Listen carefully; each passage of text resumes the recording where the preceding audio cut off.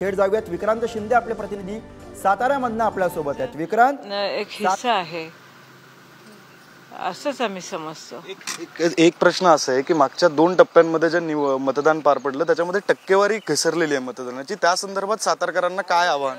निवडणूक झाली आणि एकदमच त्यांनी हे राजीनामा देऊन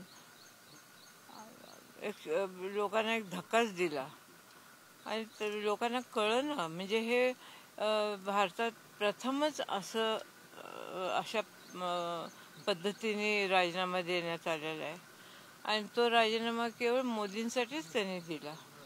आणि आज आपण बघतो सगळीकडे मोदी मोदी चाललेले, ते उगीच नाही।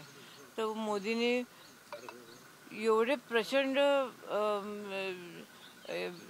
कामं केलेत, योजना राबवलेल्या आहेत आणि आज भारताची उंची त्यांनी कितीतरी पटीने वाढवलेली आहे। या ठिकाणी जसं मोदींचं क्रेज आहे आणि त्यांना एक सन्मान मिळतो, त्याचप्रमाणे परदेशात देखील त्यांना खूप मानतात आणि आज he is recognised as a global leader.